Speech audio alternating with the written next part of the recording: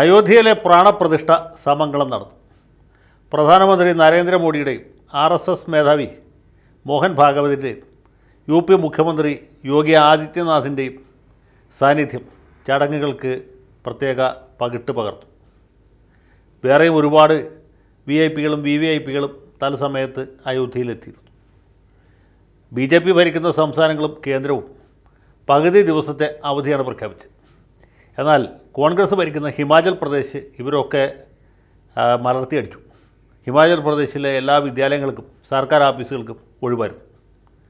മറ്റ് സംസ്ഥാനങ്ങൾക്കും അവധി കൊടുക്കണമെന്ന് ആഗ്രഹമില്ലാത്തതുകൊണ്ടല്ല, രാജ്യത്തിൻ്റെ മതേതര മൂല്യങ്ങൾ മൊത്തത്തിൽ കളങ്കിതമായാലോ എന്ന് കരുതി അവർ സംയമനം പാലിച്ചു. ഡൽഹിയിലെ കാര്യമാണ് ഏറ്റവും വലിയ തമാശ.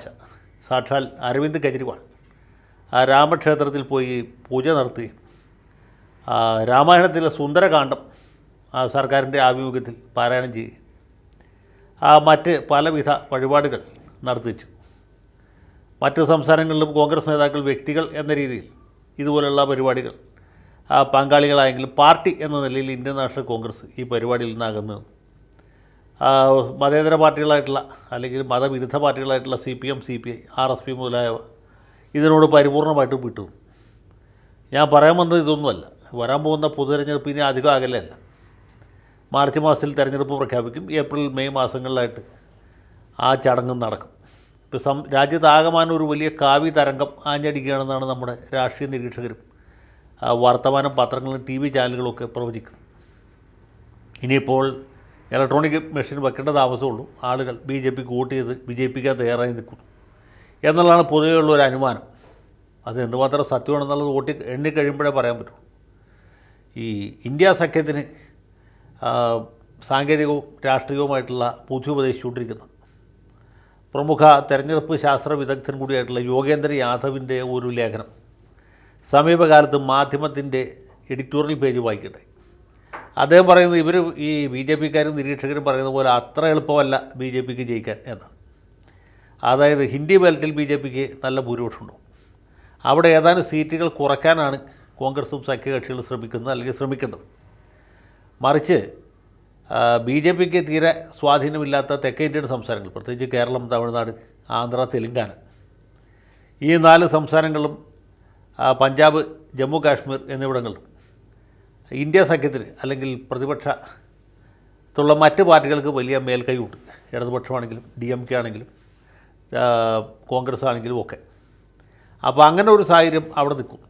പിന്നെ ശരിക്കും വലിയ മത്സരം നടക്കുന്ന അല്ലെങ്കിൽ മത്സരം നടക്കേണ്ടുന്ന ചില സ്റ്റേറ്റുകൾ, ഒന്ന് മഹാരാഷ്ട്രയാണ്, മറ്റത് ബീഹാറാണ്, മൂന്നാമത് ഒന്ന് ബംഗാളാണ്.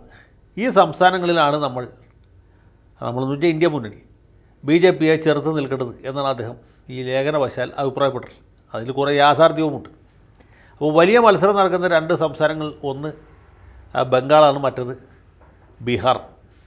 ഈ 2 സ്ഥലത്തും സാഹചര്യങ്ങൾ ഏത് രീതിയിൽ പോകുന്നു എന്ന് ചോദിച്ചാൽ, ബംഗാളിൽ കുറച്ച് ദിവസങ്ങളായിട്ട് വലിയ അഭിപ്രായ വ്യത്യാസം ഇന്ത്യ മുന്നണിയിലുണ്ട്. CPM-ഉമായിട്ട് ഒരു തരത്തിലുള്ള സഖ്യത്തിനും ധാരണയ്ക്ക് തയ്യാറല്ല എന്ന് മമതാ ബാനർജി ആദ്യമേ പറഞ്ഞിട്ടുണ്ട്. അപ്പോൾ ഇടതുപക്ഷ പാർട്ടികൾ ഇന്ത്യ സഖ്യത്തിന് പുറത്തായി. കോൺഗ്രസും തൃണമൂലും തമ്മിലുള്ള ചർച്ചയും ഒരു സ്ഥലത്തും എത്തിയിട്ടില്ല. 42 സീറ്റിൽ ഒറ്റയ്ക്ക് മത്സരിക്കാൻ തയ്യാറാണ് എന്ന് മമത പറഞ്ഞിട്ടുണ്ട്. അത് തന്നെ അധീർ രഞ്ജൻ ചൗധരിയും പറഞ്ഞിട്ടുണ്ട്. ഈ രണ്ടുപേരും പ്രത്യേകം മത്സരിക്കാനാണോ പരിപാടി, അതും ഇനി അവസാന നിമിഷം ഒരു ഒത്തുതീർപ്പിലേക്ക് എത്തുമോ എന്ന കാര്യത്തിൽ സംശയമുണ്ട്. കോൺഗ്രസ്സിന് 5 സീറ്റ് വേണമെങ്കിൽ കൊടുക്കാം എന്ന് പറയുന്നു, 2 സീറ്റ്, അത് മുതൽ 5 സീറ്റ് വരെ ചോദിക്കുന്നു. അങ്ങനെ തർക്കത്തിൽ നിൽക്കുന്നു. ബീഹാറിലെ കാര്യമാണ് ഏറ്റവും കൗതുകകരമായിട്ടുള്ളത്. ബീഹാർ ഇന്ത്യ സഖ്യത്തിന് വ്യക്തമായ മുൻതൂക്കമുള്ള സംസ്ഥാനമാണ് എന്ന് മാത്രമല്ല, ഇന്ത്യ സഖ്യത്തിൻ്റെ നായകസ്ഥാനത്ത് വരും എന്ന് സ്വയം വിശ്വസിച്ചിരുന്നു, അല്ലെങ്കിൽ അടുത്ത പ്രധാനമന്ത്രിയാകാനായിട്ട് കുപ്പായം തയ്പ്പിച്ചിരിക്കുന്ന നിതീഷ് കുമാർ, അദ്ദേഹത്തിന് വീണ്ടും വിചാരമുണ്ടായിരിക്കുന്നു എന്നുള്ളതാണ് ഏറ്റവും പുതിയ റിപ്പോർട്ട്. നിതീഷ് കുമാർ ലാലു പ്രസാദുമായിട്ട് തെറ്റി. RJD-JDU സഖ്യവിന് അധികം നാളുണ്ടാകുകയില്ല. JDU RJD-യുമായി തെറ്റി BJPയുടെ മുന്നിലേക്ക് തിരിച്ചു പോകാൻ ആഗ്രഹിക്കുന്നു, താല്പര്യപ്പെടുന്നു എന്ന വാർത്ത കുറച്ച് നാൾ മുമ്പുണ്ടായിരുന്നു. നിതീഷ് കുമാർ ഈ കട്ടിലുണ്ട്, പരിക്കണ്ട, ഇനി അയാൾക്ക് ഇവിടെ യാതൊരു സ്വാഗതവുമില്ല. നിതീഷിൻ്റെ മുമ്പിൽ BJPയുടെ എല്ലാ വാതിലുകളും ജനലുകളും ഓവുകളും വരെ അടച്ചിരിക്കുകയാണ് എന്ന് BJPയുടെ ഒരു സമുന്നത നേതാവ് പരിഹാസമായിട്ട് പറയുന്നതും കേട്ടു. പക്ഷേ ഏറ്റവും പുതിയ വാർത്ത, അമിത്ഷാ വേണമെങ്കിൽ നിതീഷിന് ഒരു ബർത്ത് കൊടുക്കാം എന്ന നിലപാടിലേക്ക് എത്തി എന്നുള്ളതാണ്. അപ്പോൾ നിതീഷ് കുമാറാണ് ഈ ഇന്ത്യ മുന്നണിയെ നയിക്കേണ്ടിയിരുന്ന ആൾ, അല്ലെങ്കിൽ നയിക്കാൻ കോപ്പ് കൂട്ടി നിൽക്കുന്നയാൾ. അദ്ദേഹം തന്നെ അല്ലെങ്കിൽ അദ്ദേഹത്തിൻ്റെ പാർട്ടിയും കൂടി BJP സഖ്യത്തിലേക്ക് തിരിച്ചു വരിക എന്ന് പറഞ്ഞാൽ അതിനേക്കാൾ വലിയൊരു വിരോധാഭാസം ഈ രാജ്യത്ത് ഉണ്ടാകില്ല. മാത്രമല്ല ജാതി സെൻസസ് എന്ന് പറഞ്ഞാൽ വലിയൊരു മുദ്രാവാക്യം മുന്നോട്ട് വെച്ച OBC സമുദായക്കാരെ മൊത്തത്തിൽ സംഘടിപ്പിച്ച് സവർണാധിപത്യത്തിനെതിരെ പോരാടാൻ കാപ്പ് കെട്ടി നിൽക്കുന്ന ആളാണ് നിതീഷ് കുമാർ. അദ്ദേഹം തന്നെ ഈ സമരം പകുതിയിൽ വെച്ച് അവസാനിപ്പിച്ച് മറുകണ്ഠം ചാടുക എന്ന് പറഞ്ഞാൽ അതിനേക്കാൾ വലിയ ഒരു വൈരുദ്ധ്യം ഇനി വേറെ ഉണ്ടാകാനില്ല. ഞാൻ പറയാൻ വന്ന ഒരു കാര്യം അതിന് മുന്നോടിയായിട്ടാണെന്ന് തോന്നുന്നു, ഉറപ്പില്ല. ബീഹാർ മന്ത്രിസഭ അദ്ദേഹം പുനഃസംഘടിപ്പിച്ചു. മന്ത്രിമാരുടെ വകുപ്പുകൾ അങ്ങോട്ടും ഇങ്ങോട്ടും മാറ്റി. അതിൽ ഏറ്റവും പ്രധാനപ്പെട്ട മാറ്റം എന്ന് പറയുന്നത് 3 RJD മന്ത്രിമാരുടെ വകുപ്പുകൾ മാറ്റിയതാണ്. 3 പേരുടെ വകുപ്പ് ആകെ മാറ്റിയുള്ളൂ. 3 പേരും RJDക്കാരാണ്, ലാലുവിൻ്റെ പാർട്ടിക്കാരാണ്. അതിൽ തന്നെ ഏറ്റവും പ്രധാനം എന്ന് പറയുന്നത് അവിടുത്തെ വിദ്യാഭ്യാസ മന്ത്രി ചന്ദ്രശേഖറിൻ്റെ വകുപ്പ് മാറ്റിയതാണ്. ഈ ചന്ദ്രശേഖർ വിവാദ പുരുഷനാണ്. അദ്ദേഹം വടക്കേ ഇന്ത്യക്കാരെ ആദരിക്കുന്ന അല്ലെങ്കിൽ വളരെ പവിത്രം എന്ന് വിചാരിക്കുന്ന രാമചരിത മാനസ് എന്ന് പറഞ്ഞ തുളസീദാസിൻ്റെ രാമായണത്തെ പരിഹസിച്ച് ചില പരാമർശങ്ങൾ നടത്തിയ ആളാണ്.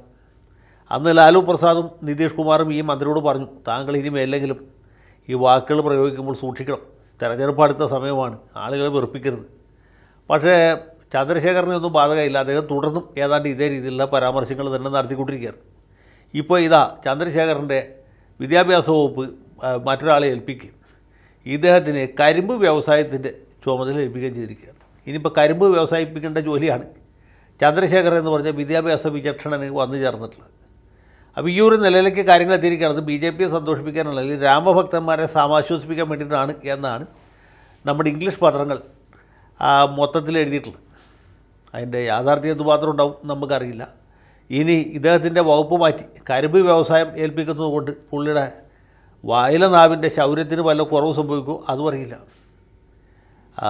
ഇനി ഇയാൾ പറഞ്ഞ ഇപ്പോൾ മുറിവേറ്റു എന്ന് കരുതപ്പെടുന്ന രാമഭക്തരുടെ വികാരം ഇദ്ദേഹത്തെ കരിമ്പ് കൃഷിയിലേക്ക് വിട്ടതുകൊണ്ട് അല്ലെങ്കിൽ കരിമ്പ് വ്യവസായത്തിലേക്ക് വഴിതിരിച്ച് വിട്ടതുകൊണ്ട് പരിഹരിക്കപ്പെടുമോ എന്ന് നമുക്ക് ഉറപ്പില്ല.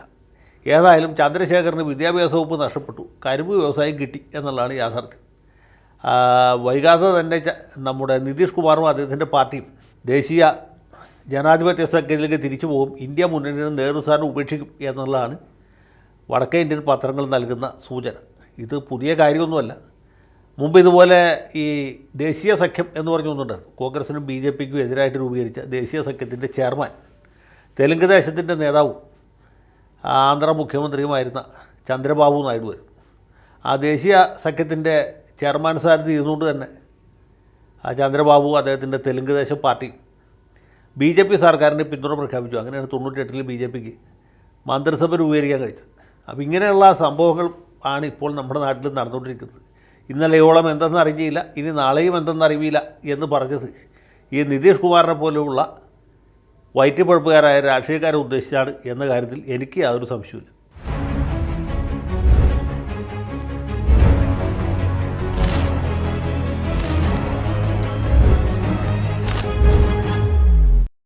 കൂടുതൽ വാർത്തകളും വിശേഷങ്ങളും നിങ്ങളിലേക്ക് എത്താൻ ABC മലയാളം സബ്സ്ക്രൈബ് ചെയ്യുക, ബെൽ ബട്ടണും അമർത്തുക.